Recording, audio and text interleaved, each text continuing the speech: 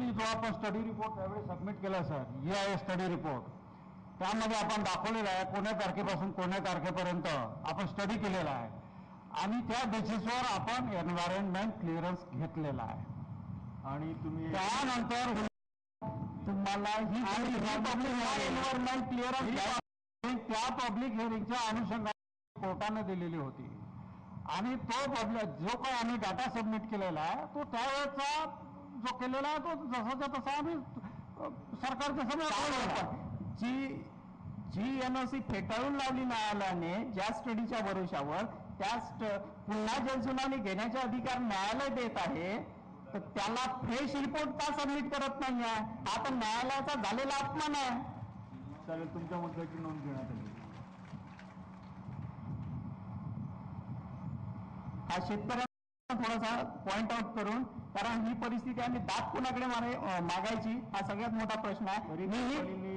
मीही जे माझ्या सोबत होते सोयाबीन पिकाची नुकसान भरपाई घेण्यासाठी, त्यांना चना पिकाची नुकसान भरपाई मिळाली. त्यांच्यासारखी मी पण महाजन साहेबांसोबत माझेही रिलेशन चांगले होते, मी पण मिळू शकलो असतो.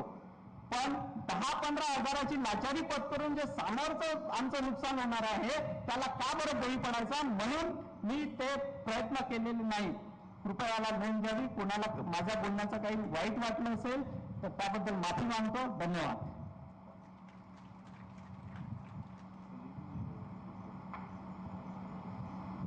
पुढील 50 लोकांचे नाव उच्चारण्यात यावे.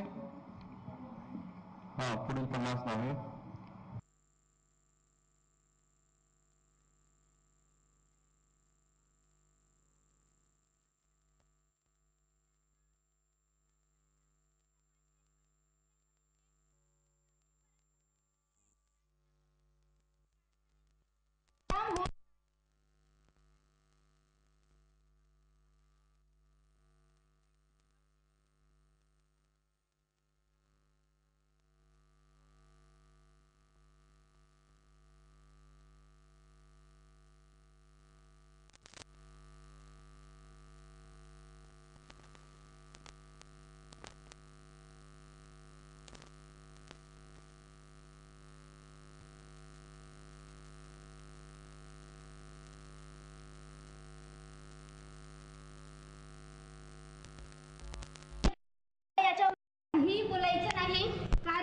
हा जो पॉवर प्लांट आहे तो होणारच याची 101% गॅरंटी मी देते.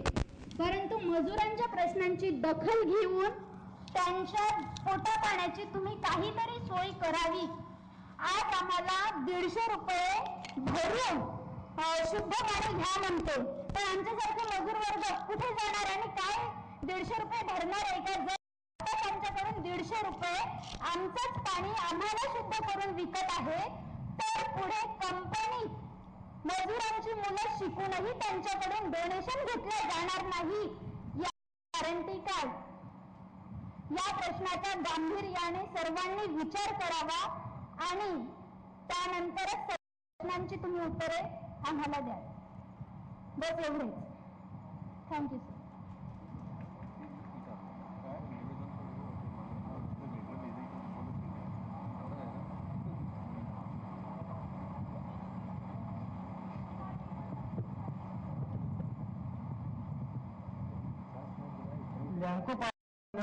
नाव सांगा. माझं नाव धीरज संजयराव बावणे, मांडवा इथून आलेलो आहे मी.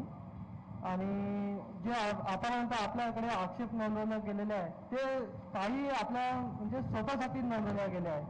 शेतकऱ्यांचे मानणं आहे, पण जे हातमजूर आहे, आपले जे निराधार मनुष्य आहे, जे कुटुंब आहे, आजपर्यंत त्यांचा कोणी विचार केला का? मी सर्वांना पण ते रिक्वेस्ट करतो की जे खरंच निराधार आहे, जे आपली सर्वे करणारी टीम आहे, त्यांना त्यांचा सर्वे करून त्यामधला एक कुटुंबातला एक जण कंपनीत घ्यावा नोकरीवर आणि त्या कुटुंबाला आधार द्यावा. आणि सर जे ग्रीन प्लॅन आणि प्लांटेशन आहे त्यामध्ये जे माहिती पुरवली गेली आहे की 70% झाडं मरण पावली आहे सर, ती 65% जिवंत असून सर जे नुकसान झालेलं आहे, जे 35% झाडे मेलेली आहे ते ठेकेदाराच्या